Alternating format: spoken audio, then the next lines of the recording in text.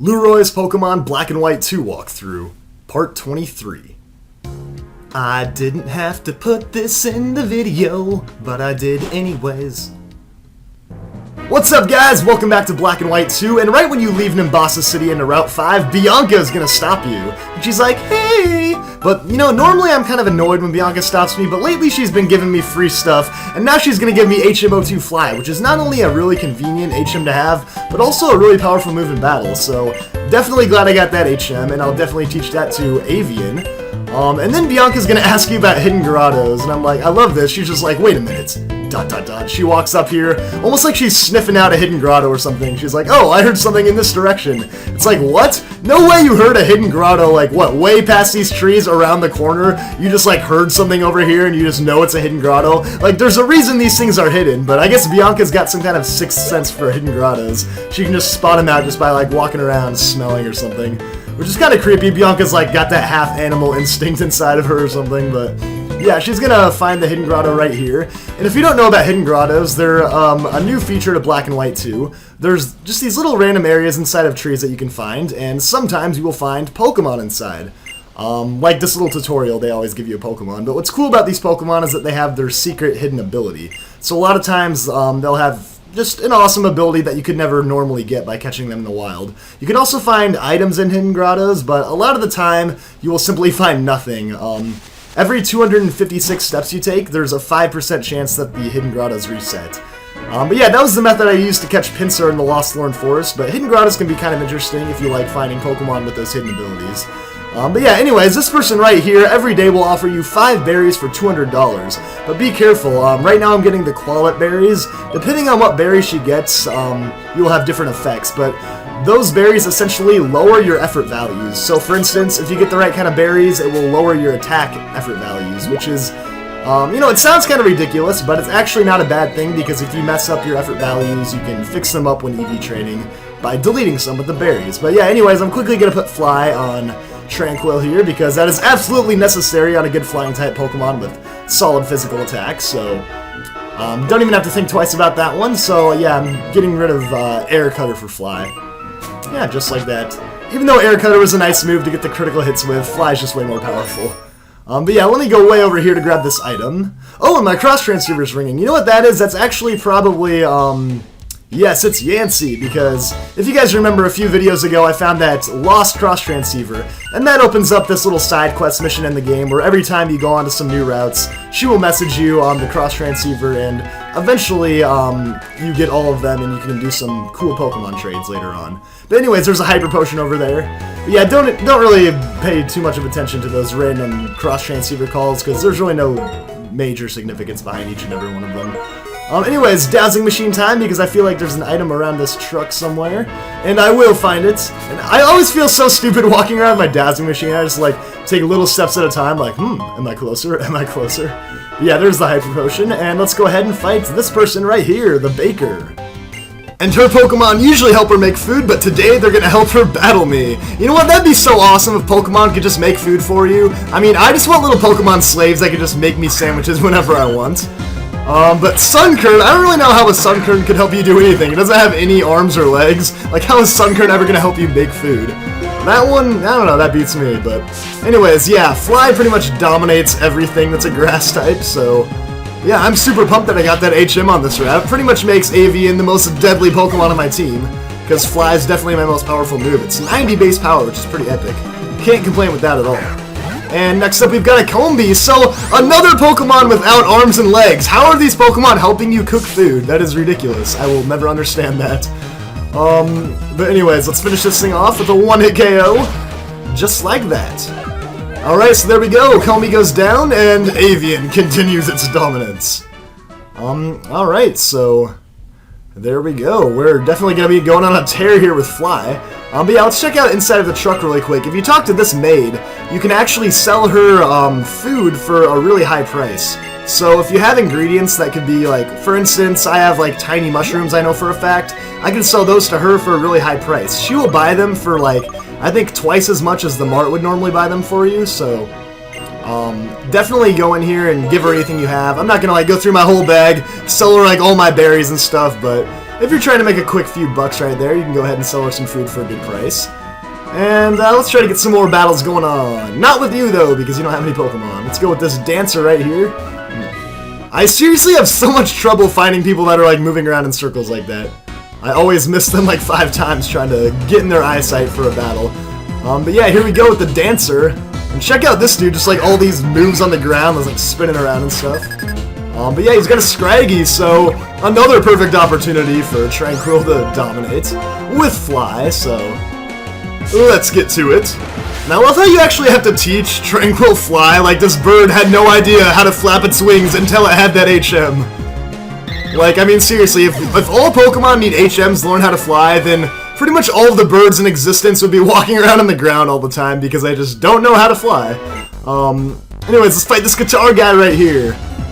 Yeah, I think this guy actually gives you an item when you beat him, like an electric guitar for your prop case or something, so... Yeah, if you're a big fan of, you know, doing all those fashion shows in Nimbasa City, then you can get more stuff for your prop case. But yeah, he's got a Maractus on his team, kind of random for an electric guitar player. But whatever, we're all good. Usually you'd expect those guys to have electric-type Pokemon, because they're rocking it out all the time. But, you know, I can't complain with Maractus because it's weak to fly, and it's dead. And frickin' Tranquil's on a tear right now, like no one is showing any signs of slowing this thing down right now. So there we go, we took down Musician Preston, and yeah, time to get that free electric guitar. I mean, imagine if a guy just straight up gave you an electric guitar for beating him. It's like, nice job, here's like a $500 guitar. Yeah, just throw it in your prop case, it's in your bag, whatever. So yeah, you can go over to the musical theater and give your Pokemon an electric guitar. But anyways, Tranquil, you just got up to level 28. I think you're doing a pretty good job right now. And honestly, I'm a little bit worried that if I leave you in any longer, you'll just fly way ahead of everyone in levels. And yeah, no pun intended, flying ahead of everyone in levels, using Fly all day. But anyways, let's go ahead and fight Heartbreaker Charles. This is actually a part of the game that's a little bit different depending on the version you're playing. If you're playing Black 2, you're going to have a rotation battle. If you're playing White 2, you're going to have a triple battle. Either way, you can say yes or no and go ahead and try it out, but eventually you're going to need to battle him anyways if you want to get rid of this big crowd and go to the bridge. So yeah, start your rotation / triple battle. And it's pretty interesting. It's a nice little addition to the game. I mean, they used to have double battles, but that just wasn't enough, so now we've got triple battles, rotation battles. I'm pretty sure in the next generation we're just going to send out all 6 of our Pokemon, and it's just going to be a free-for-all chaos, like you're attacking your own team members and everything. It's going to be epic, but anyways, I'm just going to go ahead and use Razor Shell over and over and over. But yeah, kind of the gist behind a rotation battle is that you can choose your Pokemon and then choose your attack. But it's kind of interesting because only one Pokemon's up at a time, so you don't really know what they're going to do. So there's definitely a lot of strategy in it, a lot of prediction, but when I'm facing the computer, I kind of just don't really care too much. I just go crazy attacking. But if you're actually facing people on Wi-Fi, it can be pretty intense. And yeah, everyone gets experience points, so that's nice. And it looks like you're going back to Arkin, so just more Razor Shells, I guess. That's all I'm going to use, like I said. Ooh, agility! Now you're even faster than you were before. That's fine, because you're already faster than me. Oh, dang it, I missed. That does not help me out at all. Alright, back over to Sigilyph with your light screen. Alright, I guess I'm just going to keep using Razor Shell, because I don't know what else to do. Not like I'm going to try to predict what the random computer's going to do. It's not like it's smart and actually makes logical decisions. Ooh, there's Air Cutter. Please don't get a critical hit. Yes! Alright, this thing's going down just like that. Not bad at all. Alright, hopefully Peanuts can outlast this thing. And everyone gets a bunch of experience points. Alright, let's finish this thing with one Razor Shell because it's weak. And, darn it, I forgot you are faster than me. Wow, I just got myself completely screwed. Well, let's just go over to Steely Dan and finish this thing off. Yeah, my bad, Peanut. Kind of forgot you were about to get yourself killed there if I kept you in another turn, but whatever. I was too eager to, I was just like in button mashing mode where I wasn't even thinking, just bam, Razor Shell every single turn. It's always a bad thing to get too far into button mashing mode, because then you'll make a stupid mistake like that. But yeah, ooh, Quick Claw, nice. Oh, even though you use Quick Guard, but it's not like that's going to make a difference. So Thunder Shock. And yeah, this is not doing that much damage because of that light screen, which just finally wore off, so... And another Quick Claw! Seriously, something is up with this game right now, because I am getting an insane number of Quick Claws. If you guys remember the last video, I got like 3 in a row, and it was absolutely insane, and there I just got 2 in a row, so... I seriously think I set off some kind of glitch in the game. It did something insanely ridiculous that gives me like Quick Claw boost 90% of the time. But anyways, that's the end of Heartbreaker Charles, and he's gonna ride off just, you know, depressed as always, because he's heartbroken because he can't find any love in his life. Something like that, I don't know. I love how the crowd just reacts to like, 3 Pokemon, love! Like the most random comments on the side. But yeah, once that big crowd goes away, you can make your way over to the bridge, but I'm personally just gonna stick around and fight some more trainers before I do that. And let's switch up the team here. I think I want to have, for this double battle, let's go Pinsir and Magnemite. It's a solid combination right there, so let's get that situated, because Peanut's dead and Tranquil's doing pretty good on levels right now. So yeah, let's get this thing going. Sometimes I get surprised when the 2 people just run at me, because in the older games you used to have to go talk to people for double battles, but now those both come at you at once. Anyways, we got some cheerleaders right now. Even though they call them backers, they're clearly cheerleaders. I don't even know what they're talking about. But they've got Minchinos, so perfect solution with Pinsir right here with a Brick Break. And honestly, a Mirror Shot will probably do a good chunk too, so I'm not expecting this to be that tough of a battle. So yeah, let's do it. Brick Break to the face. I seriously wish Pinsir was part fighting type. It would make things so much easier. But I'm definitely about to get a bug type move pretty soon, so that'll be pretty epic. And let's go with the Mirror Shot right now. Honestly, a Mirror Shot would be such a painful attack to take. Just getting a mirror thrown at you and just shattering, you'd just be bleeding all over the place. And a critical hit, that's pretty awesome, so easiest double battle of my life. I mean, you can't expect too much from a couple of cheerleaders in a Pokemon battle, but what would be awesome is if the cheerleaders did some victory chants for me. Like, seriously, I want to be like Gary Oak. I want to have these cheerleaders follow me around and, like, doing Lueroi chants after every battle. That would be epic, but, you know, it's just a dream because Nintendo doesn't want my life to be awesome like that. So whatever, I'll just spray some repels, go fight some trainers, and I'll just have visions in my mind of cheerleaders chanting my name after every battle. And maybe that'll get me through the day, I don't know. But anyways, let's go ahead and fight this guy, because don't forget you got a couple of trainers up on the northern part of the route. And it's Artist Horton. I guess he's just painting pictures back here in the grass, like whatever, dude. Just chilling, you know? But he's got a Sigilyph, and I think that's perfect for Magnemite right now. And you know, I'm actually closing in on level 30, which is when I'm going to evolve into Magneton, and that's going to be freaking awesome, because Magneton is super epic. I feel like I say that about every single evolution. I'm like, wow, when this Pokemon evolves, it's going to be so epic. And then when it evolves again, it's going to be so freaking awesome.